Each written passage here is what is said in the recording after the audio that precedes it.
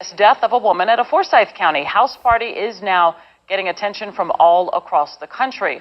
Her best friend, Sarah, says there is no way that woman fell to her death.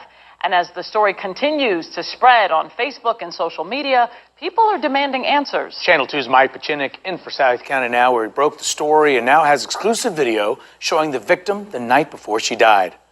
Happy birthday to you. This video a source gave to us shows a November adult slumber party at a Forsyth County home.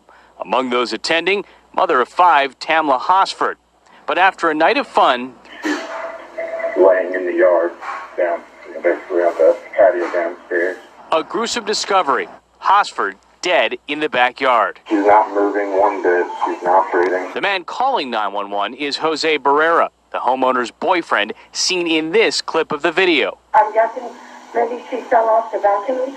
According to the death certificate provided to us by a source, the coroner appears to have taken Barrera's word for it, ruling her death an accident. A fall from a deck that caused, quote, multiple blunt force injuries, and that a contributing factor was, quote, acute ethanol intoxication or alcohol poisoning. But it's impossible to get the injuries that she had from one fall. Horsford's best friend, Michelle Graves, says the family's hired medical examiner found extensive injuries all over her body. Do you believe somebody murdered her? I do believe that her life was taken from her, yes. After we reported on Horsford's death last week and about how Forsyth County fired Barrera from his job as a probation officer for misusing his position to access the incident reports, more than 200,000 people viewed the stories and shared them, demanding justice for Horsford on Twitter. We're glad that we're not the only ones that feel there's definitely something awry with the story and with how she lost her life. Back out here live at the Forsyth County Sheriff's Office, where investigators tell us just this week they got a final copy of the toxicology and autopsy reports, and they plan to update us soon on their investigation. Meantime, we got a statement from the attorney for the homeowner saying everybody at that party has been cooperative with detectives. And in that statement, they say, quote, each of the partygoers and their families have received death threats. That's right, death threats on various social media postings. The threats need to stop, they say. This tragic accident is exactly that. An accident. It is unfortunate, sad, and unbelievably heartbreaking. Kings and Queens, this is Queen J, and I'm back, and this is Talks with Queen J.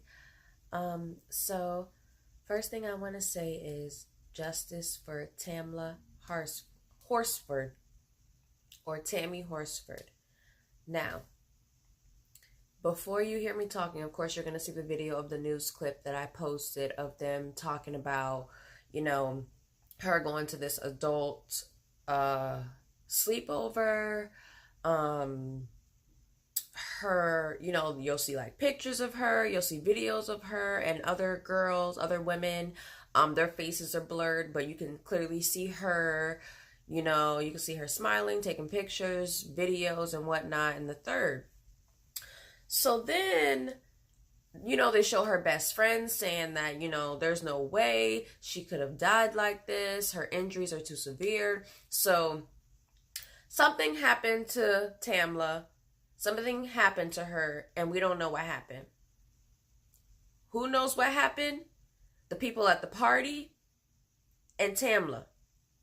So what we are being told is that Tamla was drunk, intoxicated, got alcohol poisoning, and fell off the balcony of the home.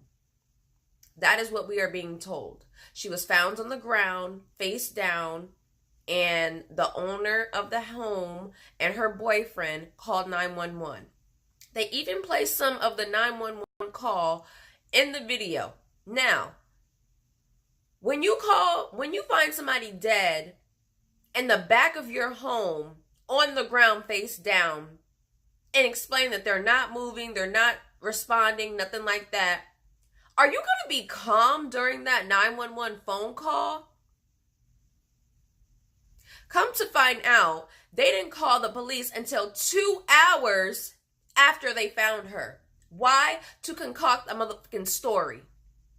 Now, you find somebody like that in the back of your home, are you going to be calm? I'm going to be frantic. I'm going to be crying. I'm going to be like all over the place. Like, they sounded so calm, like they were talking about somebody they didn't even know, like it wasn't a friend, like she was just some nothing, basically. How calm her and her boyfriend were, telling the police, yeah, we found her on the ground, you know, maybe she fell off the balcony. Maybe she fell off the balcony? What the, you mean maybe? All of y'all in that house and nobody knows that she maybe have fallen off the balcony? So their autopsy report, okay, so the autopsy report they came up with was basically an accident, which is what the homeowner and her boyfriend and everybody else at the party is saying. They're saying that it was an accident, that she was drunk and she fell off the balcony. When in the 911 call, we can clearly hear her say, maybe she fell off the balcony. Now,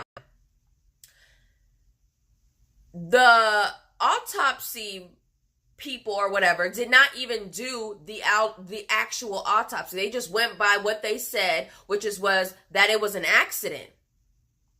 So the victims' family members conducted their own.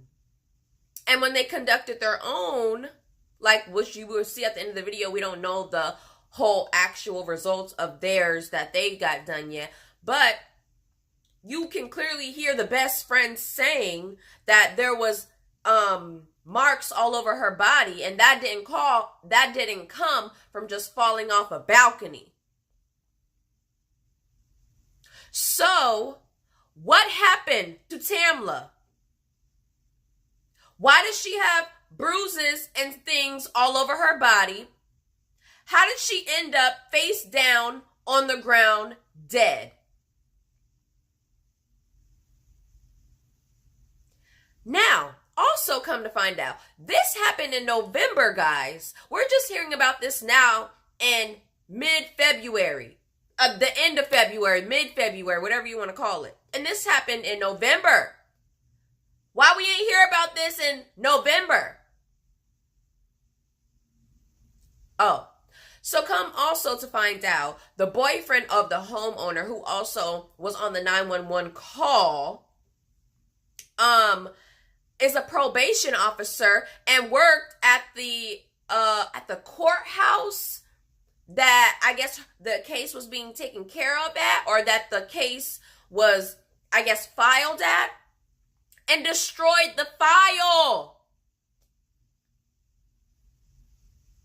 The probation officer, who is also the boyfriend of the homeowner, who was also on the 911 call, destroyed the file. Maybe that's why we didn't find out about this until now, because he destroyed the file. And when the family came back to see what is going on, there was no file. So, you know, of course he got fired, and now they know that he tried to cover it up, so now they're trying to see what is really going on.